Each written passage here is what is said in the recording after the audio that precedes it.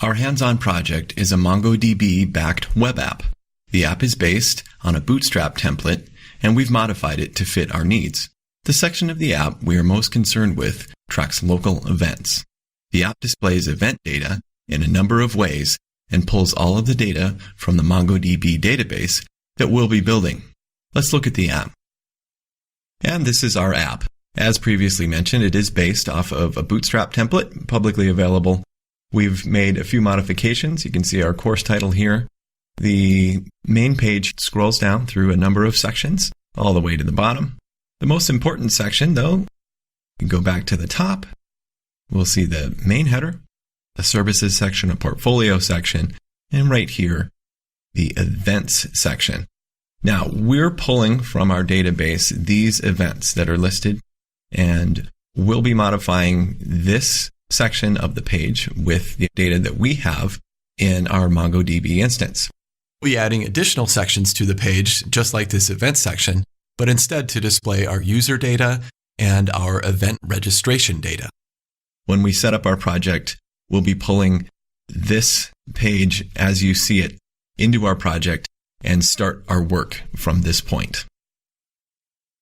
As we work on our hands-on project, we'll be implementing a number of features. There are 5 specific features that we will build.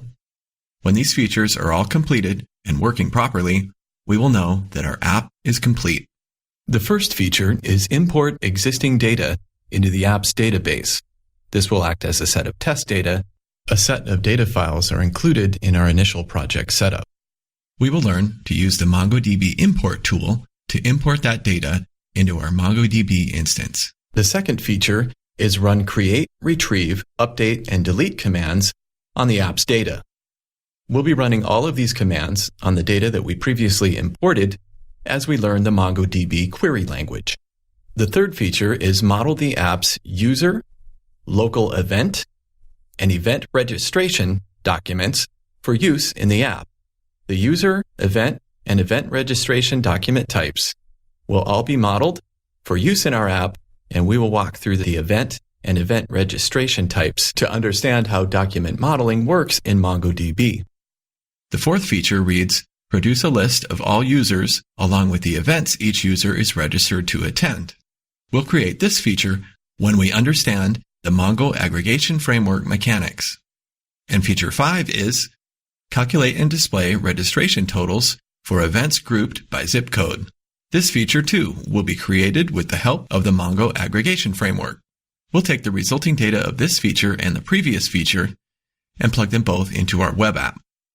And like the learning objectives list, as we finish building each of these project features, we'll come back to this list and check the feature off. This way we can monitor the level of our hands-on MongoDB experience as we move through the course.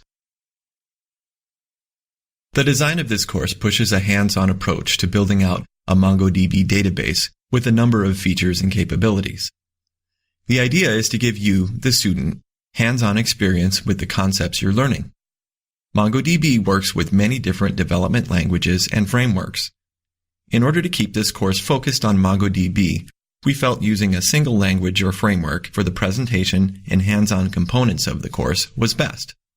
We selected Node.js as the framework for this course, as many potential students do have some familiarity with it, and we feel Node translates best to all of Mongo's other development options.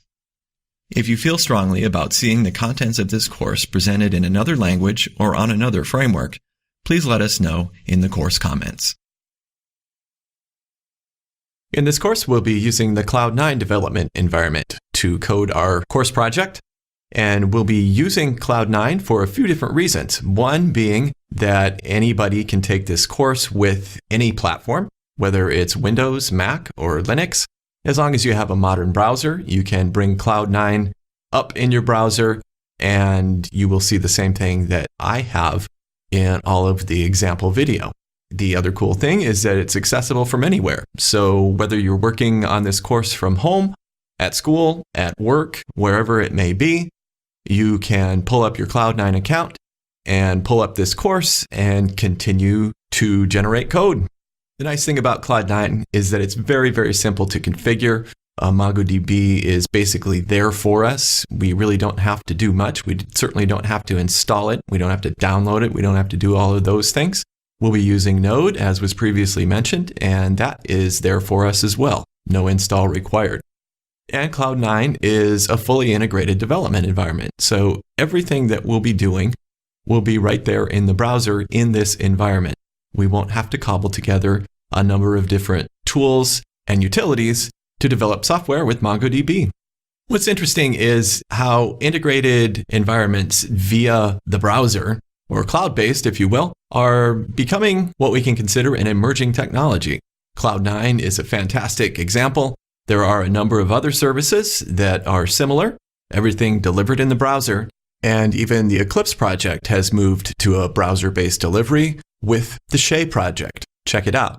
So this will be a great opportunity to work with and become familiar with this type of technology if you haven't done so in the past, because you very well may be in the future, whether you care to or not. We'll get into setting up a CloudNine environment and getting our course project underway in CloudNine. Overall, CloudNine should provide us with a pleasant experience. And now let's start getting our hands dirty. Let's get our development environment set up and ready for code.